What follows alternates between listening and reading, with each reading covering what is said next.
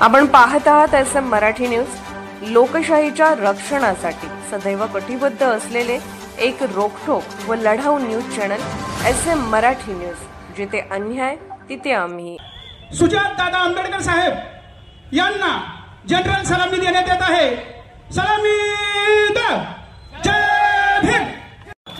गेले 8 दिवस संपूर्ण महाराष्ट्रभर जो पाऊस पडला, त्या पावसाच्या पावसामुळे जे वातावरण तयार झालं, त्यामुळे 28 तारखेची सभा यशस्वी होईल का नाही किंवा काय अडचणी, आम्हाला शेवटपर्यंत आज 5 वाजेपर्यंत सुद्धा असं वाटत नव्हतं की सभा होईल, परंतु सुजात दादा येणार आणि पाऊस थांबणार असं 100% आपल्याला कळेल की असा एकही क्षेत्र नाही, अशी एकही फील्ड नाही, असा एकही सेक्टर नाही जिकडे आपण मागे राहिलो।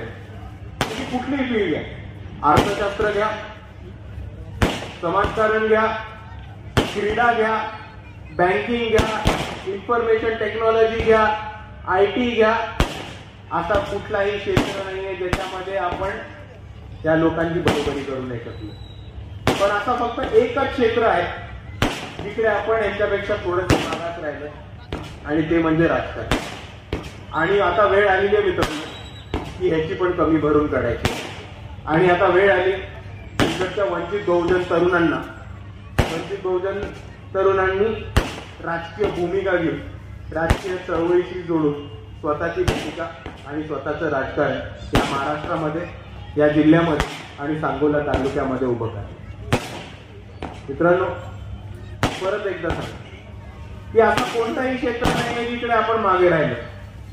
आपला कोणताही क्षेत्र बघा, बँकिंग मध्ये आपली पोरं जातात, मोठमोठ्या कंपनीमध्ये उच्च पदावरती आपली पोरं राहतात, अधिकारी म्हणून MPSC करून पास झालेली, UPSC करून पास झालेली आपल्या मोठ्या पदावरती आपली पोरं राहतात। पण आज एकही मंत्री आपल्या विचारांचा उभा करू नाही शकत, ही खतखत आपल्या सर्वांना व्हायला पाहिजे।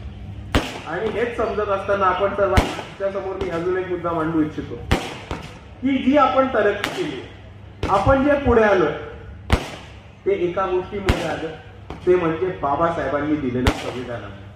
बाबासाहेब आंबेडकरांनी आपल्याला संविधानामध्ये जे न्याय, हक्क आणि अधिकार मिळवून दिले, त्या न्याय, हक्क आणि अधिकाराच्या जोरावरती आज आपण तरक्की करून पुढे आलेलो आहोत। आणि म्हणून आपल्या सर्वांचं हे कर्तव्य आहे, आपल्या सर्वांची ही जबाबदारी आहे की आपल्याला कोणत्याही परिस्थितीमध्ये, कोणत्याही हालतमध्ये डॉक्टर बाबासाहेब आंबेडकरांनी दिलेलं संविधान हे कोणत्याही किंमतमध्ये टिकून ठेवायचं। कारण आपल्या तरक्कीचा रस्ता, आपल्या प्रगतीचा रस्ता, आपल्या पुढील वाटचालीचा रस्ता हा आपल्याला संविधानामध्ये सेफगार्ड केलेला आहे, सुरक्षित करून ठेवलेला आहे। आणि एवढंच नाही तर आपण ज्या परिस्थितीतनं आज जिथपर्यंत पोहोचलोय, ज्या परिस्थितीतनं आपण पुढे आलोय, ती परिस्थिती जरी आपल्याला टिकून ठेवायची असेल तर ती परिस्थिती टिकून ठेवायला सुद्धा आपल्याला एक महत्वाचा लढा द्यायला लागणार आहे, हे आपण सर्वांनी समजून घेतलं। तात्या ट्रम्पने एकदा बंद केला की अमेरिका बरोबर तिकडे बसलेल्या भारतीयांना डोंगरावरती लाथ मारून परत भारतात हटवून देणार, आणि मग ही लोक परतच भारतात आली तर ह्यांना नोकऱ्या, ह्यांना शिक्षण, ह्यांना रोजगार कुठनं मिळवून देतील नरेंद्र मोदी? कुठनं मिळवून देतील?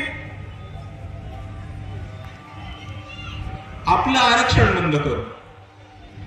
आता तुम्ही बघत असाल तर 50% पर्यंत आपल्याला आरक्षण मिळतं। SC, ST, OBC, SBC, VJNT नावाखाली आपल्याला आरक्षण मिळतं।